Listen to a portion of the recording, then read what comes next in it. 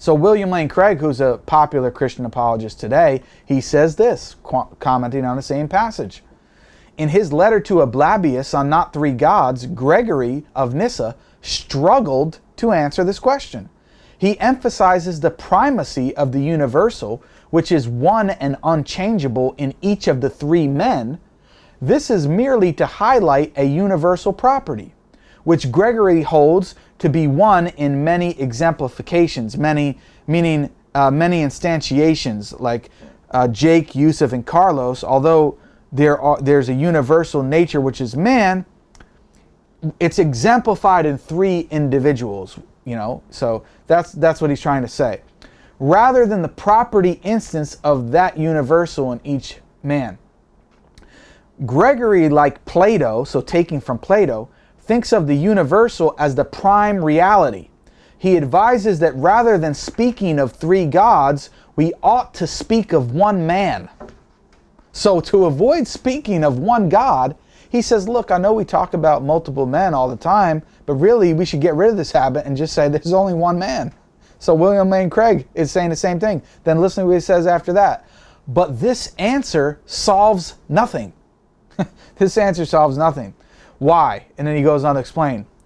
Even if we think of the universal as the prime reality, still it is undeniable that there are three exemplifications of that reality, who in the one case are three distinct men, as is obvious from the fact that one man can cease to exist without the other ceasing to exist. Similarly, even if the one divine nature is the prime reality, still it is undeniably exemplified by three hypostases, or three persons, who should each be an instance of deity. Given that there are three persons in the Godhead, distinguished according to Gregory by the intra-Trinitarian relations, then there should be three gods. This is what William Lane Craig is saying.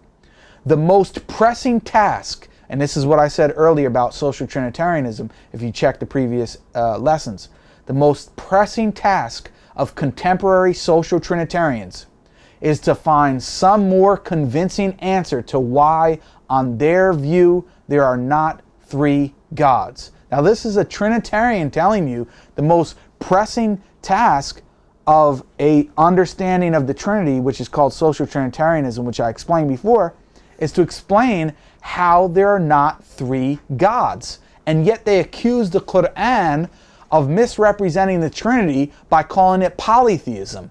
Well, your own scholars, I'm showing you, had a serious problem. They didn't say, wait, you're completely straw-manning the Trinity. It's one being, three persons, everything's solved. No, the letter that was written from a Trinitarian minister, right, or bishop, he wrote that letter to St. Gregory, and St. Gregory said this is a serious problem, and if we don't deal with it appropriately, it could cause serious issues, which, as we've seen, it has over the past how many years, how many centuries have we been going on. We see that this was a problem that was at the inception of the Trinity in the 4th century and still goes up to today, is still the most pressing task of the Trinity. Part of it is explaining how there are not three gods.